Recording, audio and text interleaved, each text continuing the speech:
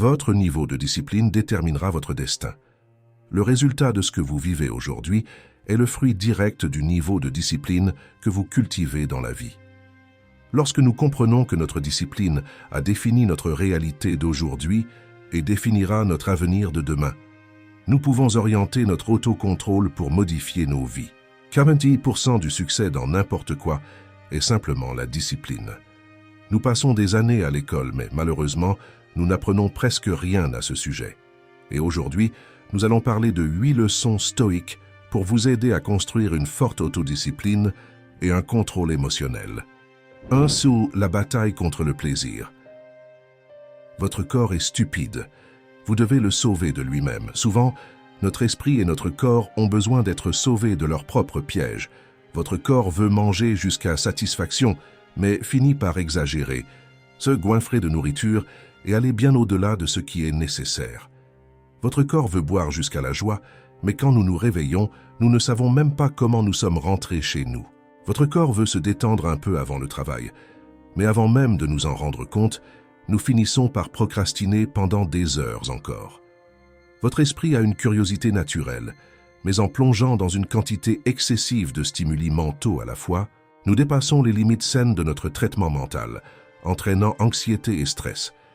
Votre esprit veut ressentir une satisfaction immédiate en faisant des achats, mais souvent, vous dépensez plus que ce que vous gagnez, dépassant toutes vos limites financières, achetant beaucoup plus que ce dont vous avez réellement besoin. Votre corps, votre esprit, veut maintenant et vous fait croire que vous pouvez gérer les conséquences plus tard, et pire, qu'elles ne sont pas préjudiciables, minimisant leur impact sur nos vies. Nous devons être intelligents et empêcher cela avant que cela n'arrive.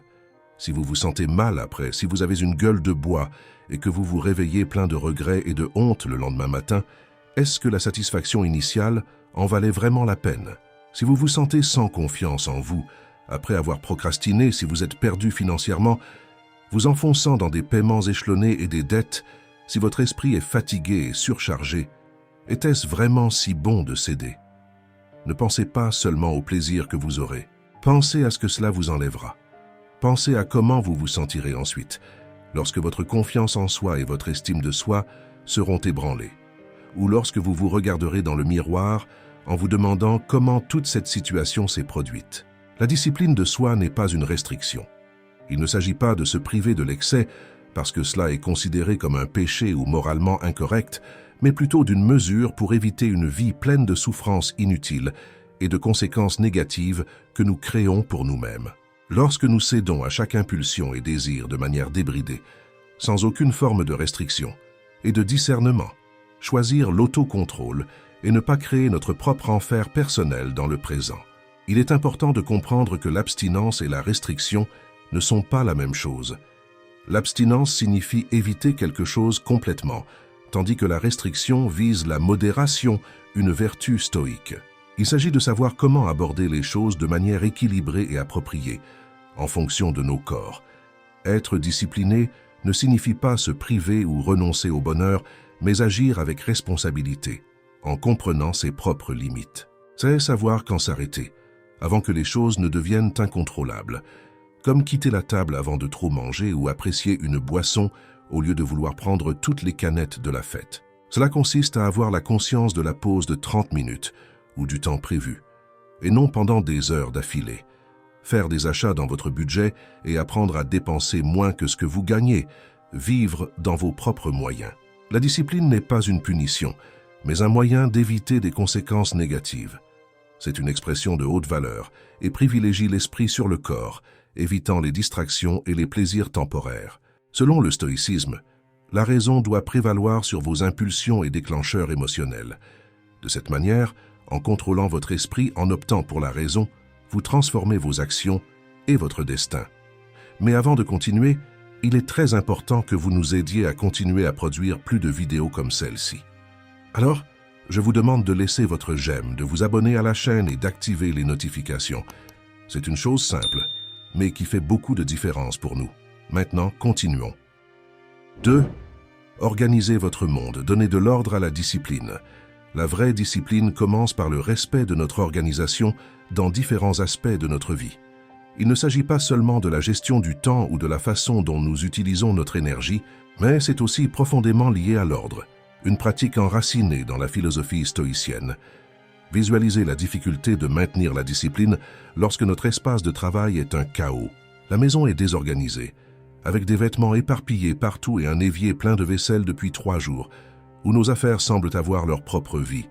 L'organisation, malgré sa simplicité apparente, joue un rôle crucial dans notre capacité à maintenir une clarté mentale et à cultiver la discipline quotidienne. La philosophie stoïcienne souligne l'importance de commencer par un ordre méticuleux dans les petites choses, établissant ainsi une base solide pour affronter des défis plus complexes. Si vous ne pouvez pas vous organiser et gérer les tâches simples de votre quotidien, comment pourrez-vous faire face à des défis plus importants? L'organisation est plus qu'une question d'apparence extérieure, c'est une expression de notre discipline intérieure. En appliquant les principes stoïciens, nous incorporons la discipline non seulement en tant que pratique externe, mais comme une véritable transformation interne. Vous ne pouvez changer votre environnement que lorsque vous changez d'abord vos valeurs internes. Et la base d'une discipline solide commence par l'organisation soigneuse de notre environnement.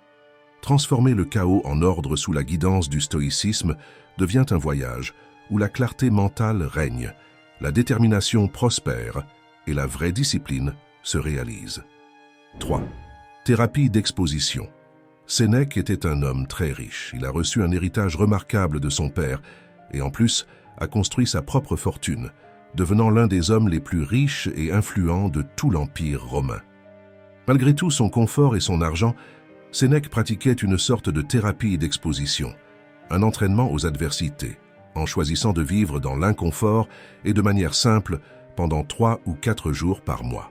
Il portait des vêtements rustiques et usés, dormait par terre et se nourrissait seulement de pain sec et d'eau. Il renonçait à tout le confort que l'argent pouvait lui offrir, s'assurant que son entraînement soit authentique et que ses expériences d'inconfort soient véritables et sérieuses. Il conseillait à Lucilius et à d'autres amis de faire de même, de se porter volontaire temporairement pour affronter les difficultés. Pourquoi Sénèque faisait-il cela? Quel était l'objectif derrière ses actions? Sénèque voulait se prouver à lui-même que supporter de tels défis n'était pas seulement possible, mais une réalité pour de nombreux citoyens de Rome. En se soumettant à des difficultés volontaires, Sénèque confrontait ses propres peurs, se demandant à lui-même « Est-ce cela que tu crains ?» La peur cessait d'être une anxiété uniquement dans son esprit pour devenir une réalité avec laquelle il avait appris à composer. Cette pratique l'a aidé à construire une perspective et une résilience, des compétences cruciales pour faire face à l'adversité et à même sauver sa vie lorsqu'il a été confronté à l'instabilité de l'empereur Néron. Sénèque a offert toute sa richesse pour sa liberté, choquant Néron qui ne pouvait pas croire que quelqu'un renoncerait à tout. Sénèque a toujours affirmé qu'il possédait l'argent, mais qu'il ne le possédait jamais réellement. Maintenant, une distance émotionnelle et psychologique par rapport à la richesse et à ses avantages. Il n'a pas investi sa valeur, son bonheur ou son bien-être émotionnel dans ces éléments matériels. Contrairement à l'approche stoïcienne de Sénèque, beaucoup d'entre nous évitent l'inconfort. Nous préférons le chemin facile. Nous croyons que le succès signifie ne jamais affronter de difficultés. Ainsi, nous rejetons les défis et nous précipitons vers le confort de la vie. Nous avons toujours ce que nous voulons quand nous le voulons, agissant comme des enfants gâtés. Pourquoi me donner la peine de travailler si quelqu'un d'autre prendra toujours cette responsabilité? Pourquoi me donner la peine de suivre un régime ou de faire de l'exercice si je peux justifier mon poids par la génétique ou mon âge? Pourquoi apprendre à contrôler mes émotions quand je peux blâmer mon tempérament ou mon signe astrologique? Pourquoi marcher quand nous pouvons conduire? Nous ne réalisons pas à quel point cette mentalité nous rend dépendants, gâtés et habiles à nous plaindre. Cela nous gâte et crée des conditions parfaites pour l'échec et la frustration. Cela nous rend également craintifs. Nous nous habituons à nos conforts et nous craignons ensuite de les perdre. Sénèque raconte l'histoire d'un Romain passionné par le luxe, qui ne s'est jamais privé de rien, et à la moindre difficulté a succombé au désespoir. Apicius, qui dépensait n'importe quelle somme pour obtenir les aliments les plus raffinés du monde. Après avoir dépensé 100 millions de sesterces romains, une somme astronomique pour son vice des dîners élégants, il découvrit qu'il ne lui restait que 10 millions. Craignant de mourir pauvre et sans ses repas extravagants, Apicius se tua. Nous pouvons nous mettre au défi comme un stoïque avec des difficultés volontaires et améliorer notre discipline. Ou nous pouvons désespérer comme Apicius. Certaines personnes apprécient l'inconfort. Elles se mettent au défi en repoussant leurs limites, que ce soit physiquement, mentalement ou émotionnellement. Affronter la douleur nous renforce et cela nous rend moins lâches face aux défis. L'autodiscipline commence en nous exposant à des défis, car la vie apportera inévitablement des inconforts sévères. Nous devons être prêts pour ceux qui traversent des moments difficiles et acceptent le changement. Ils sont plus résistants et difficiles à vaincre, en fin de compte, plus heureux. La modération pendant les bons moments est cruciale, car ils ne durent pas éternellement. N'oublions pas que les temps difficiles forgent des hommes et des femmes forts, tandis que les temps faciles créent des hommes et des femmes fragiles. 4. Cessez d'être un esclave. Dwight Eisenhower a accompli de grandes choses dans sa vie. Il a combattu lors de la Seconde Guerre mondiale, vaincu les nazis, occupé l'Allemagne, raconté son parcours dans une autobiographie et amassé une grande fortune.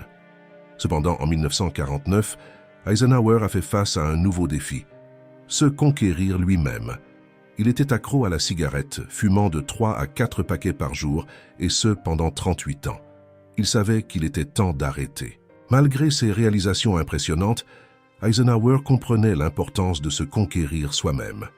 Toute personne ayant lutté contre une dépendance sait à quel point il est difficile de s'en libérer et d'éviter les rechutes. En 1949, il a pris une décision audacieuse et libératrice en arrêtant de fumer ce jour-là, affirmant que la seule façon d'arrêter est d'arrêter, et il n'a plus jamais touché à une cigarette. Eisenhower avait une incroyable force de volonté. Il a affronté et maîtrisé ce démon intérieur, ajoutant ainsi des années à sa vie en maintenant son corps plus fort et plus sain, ce qui lui a permis de continuer à contribuer au monde. Par la suite, il a dirigé l'OTAN, puis est devenu président des États-Unis en un moment difficile. Aujourd'hui, nous réfléchissons à nos propres habitudes. Nous pouvons devenir dépendants de diverses choses. Nous sommes entourés de vices modernes tels que les réseaux sociaux, TikTok, Instagram, les sodas, la caféine, la marijuana, les jeux vidéo ou même la consommation excessive de fast-food. Peu importe que ces habitudes soient considérées comme acceptables ou non. Ce qui importe vraiment, c'est de savoir si elles sont véritablement bonnes pour nous. Tout comme la cigarette nuisait à la santé d'Eisenhower, nos propres habitudes peuvent miner notre bonheur sans que nous nous en rendions compte. Pourquoi permettre à ces habitudes de continuer à contrôler nos vies? Pourquoi devrions-nous recevoir des ordres de notre corps ou de nos habitudes? Pourquoi permettre à vos émotions de répondre avant votre raison? Ni notre corps, ni nos habitudes, ni nos émotions ne devraient être nos maîtres. Tout comme l'esclavage était un système inefficace et cruel, choisir d'être esclave de nos habitudes est une limitation que nous pouvons surmonter. Faites le test. Si vous connaissiez aujourd'hui tous les risques et conséquences, comment seriez-vous encore ces habitudes? Continueriez-vous à permettre qu'elles dictent votre style de vie, connaissant les impacts négatifs qu'elles vous ont causés aujourd'hui? Ce n'est pas parce que vous avez fait un mauvais choix par le passé que vous devez le répéter tout au long de votre vie. Votre passé ne doit pas dicter votre avenir. Vous avez le pouvoir de choisir différemment maintenant. Peu importe à quel point vous êtes réussi en ce moment. Parfois, nous devons mettre nos actions et nos habitudes en avant, comme des troupes en rang, pour savoir qui est vraiment aux commandes, qui commande à qui. Nous devons distinguer si c'est nous les maîtres, ou si nous devenons esclaves de nos habitudes, à mesure que nous les répétons. Il se peut qu'il y ait une habitude néfaste dans votre vie, une bataille que vous affrontez actuellement. La bonne nouvelle, c'est qu'il n'est jamais trop tard pour les surmonter. Inspirez-vous de l'histoire d'Eisenhower qui a arrêté de fumer à l'âge de 58 ans. Ce qui compte n'est pas la durée pendant laquelle vous avez eu l'habitude, ni les moments de faiblesse, mais la décision prise aujourd'hui et comment vous choisissez de réagir à partir de maintenant. Choisissez d'arrêter maintenant. Libérez-vous de ces comportements et choisissez de ne plus être esclave. 5e principe. Éliminez les extras. Kate, le sage, était connu pour sa remarquable tempérance. Il adoptait une vie simple et modeste, évitant de faire étalage de vêtements coûteux ou de dépenser de manière extravagante. Kate partageait le même vin que ses serviteurs et travaillait souvent côte à côte avec eux dans les champs. Sa philosophie minimaliste s'étendait également à son domicile. Vivant dans une maison simple et modeste, Il suivait les traces de son héros, Manio Curio, un homme politique plus connu en tant que héros plébéien de la République romaine. Manio Curio était au sommet de son pouvoir quand quelques hommes ont tenté de le corrompre et l'ont trouvé en train de cuisiner des navets dans sa cuisine. Son style de vie simple laissait clairement entendre qu'il n'était pas attaché à l'argent, et son caractère et son intégrité ne pouvaient être achetés. De même, lorsque Kate recevait des cadeaux précieux ou des récompenses pour son travail politique, il les refusait, car quand nous désirons plus que ce dont nous avons réellement besoin, nous devenons vulnérables. C'est un modèle de vie difficile à adopter, mais il se révèle souvent plus simple à vivre, avec moins de préoccupations, moins de perturbations et une paix intérieure.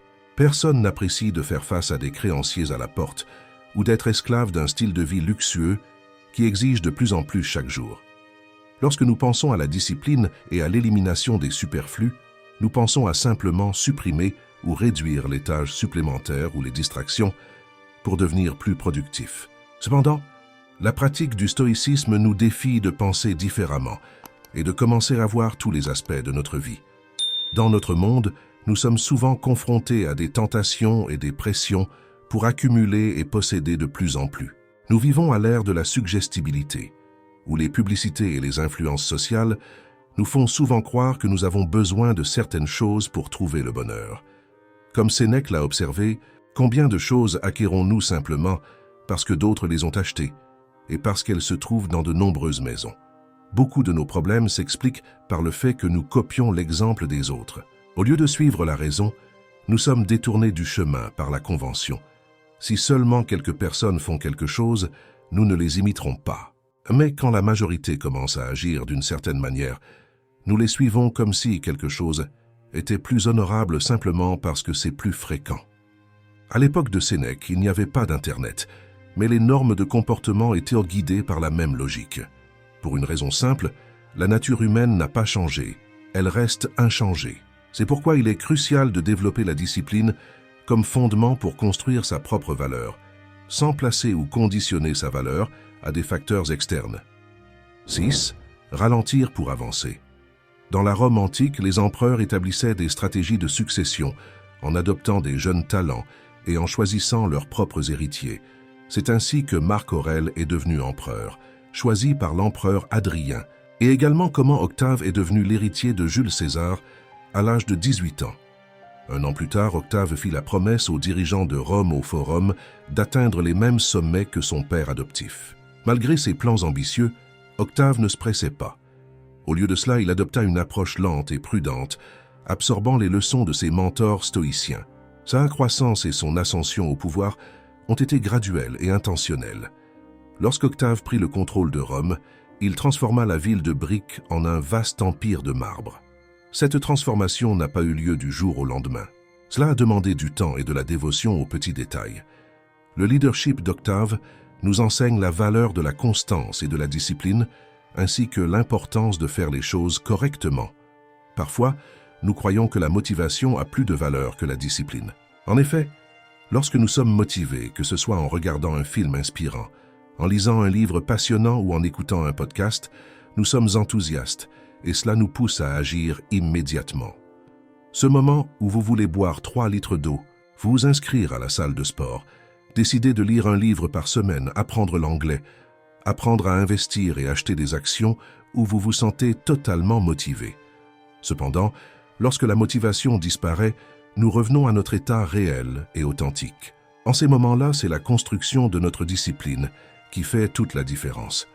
La discipline ne se résume pas à une course incessante vers un objectif spécifique, mais plutôt à l'impulsion qui nous pousse à agir, même lorsque nous n'en avons pas envie. C'est le fondement qui nous fait avancer, même de manière graduelle, persistant dans le travail, même lorsque la motivation s'est évanouie. La discipline est le support solide qui nous soutient lorsque les influences externes ne sont plus présentes. Dans la philosophie stoïcienne, la leçon d'Octave nous invite à adopter un rythme constant, comprenant que la véritable grandeur découle de notre engagement et de notre attention aux détails. Ainsi, de manière similaire, ralentissez, embrassez le voyage et prospérez avec sagesse. 7. La vie difficile est la meilleure vie. Imaginez avoir un petit déjeuner de station balnéaire tous les jours. C'était le style de vie sans limite du roi George IV, connu pour son amour de la nourriture. Avec le temps, il prit tellement de poids qu'il craignit de mourir étouffé en s'allongeant. Même la tâche simple de signer des documents devint un sacrifice et il fit faire un tampon pour sa signature, évitant tout effort excessif. Malgré ses obligations royales, le roi George négligeait des devoirs importants et eut plusieurs enfants hors mariage. Il semblait croire qu'il était au-dessus des règles de la santé et de la mortalité, vivant comme si son corps pouvait supporter des abus illimités, sans aucune conséquence. Cependant, cette vie insouciante a eu ses conséquences. Une nuit d'été en 1830, à 03h30 du matin, il fit face à la mort. Surpris de réaliser qu'il était en train de mourir, il attrapa la main d'un jeune serviteur et dit « Mon garçon, c'est la mort. » Maintenant, si nous comparons ce style de vie autodestructeur avec l'exemple inspirant du président américain Theodore Roosevelt, nous comprendrons comment nos choix quotidiens s'accumulent tout au long de nos vies. Confronté à des adversités de santé depuis son jeune âge, Roosevelt a choisi un chemin différent, embrassant la vie difficile et faisant de l'activité physique une priorité. Il pratiqua diverses activités telles que l'aviron, la boxe, la lutte, la randonnée et le football. Il maintint un mode de vie actif, même lorsqu'il était président des États-Unis. Au réveil le matin, qui pensez-vous se sentait mieux? Le paresseux roi George ou Roosevelt, le défenseur d'une vie active et stimulante? L'exemple de Roosevelt montre que l'action et l'acceptation des défis peuvent mener à de grandes réalisations. Nous sommes destinés à plus que la simple existence et la recherche du plaisir. Notre nature est bien plus grande que cela. Pensez à de grands hommes qui ont construit tout ce dont nous jouissons aujourd'hui. La technologie, l'électricité, la communication, l'Internet, tous nos moyens de transport. La nature a donné à chacun de nous des dons et des talents incroyables. Nous sommes des êtres incroyablement évolués au sommet de la chaîne alimentaire. Que ferez-vous de vos compétences? Il y a des choses que vous seuls pouvez apporter au monde. Personne d'autre ne peut le faire à votre place. Aujourd'hui, voulez-vous être un facteur d'addition ou gaspillerez-vous vos talents? Être un facteur d'addition signifie laisser le monde meilleur par votre présence et par ce que vous avez à offrir. Prendre soin de notre corps est aussi essentiel que prendre soin de nos esprits. Pour être d'excellents et productifs membres de la société, nous devons prendre soin de nos corps. Marc Aurèle a reconnu la profonde connexion entre l'esprit et le corps, soulignant l'importance de les maintenir tous les deux. Cela ne se limite pas seulement à la salle de sport ou aux entraînements musculaires, mais aussi à ce que nous mangeons et à éviter les substances nocives. Nos corps sont comme des voitures de course haute performance et nous devons les alimenter correctement.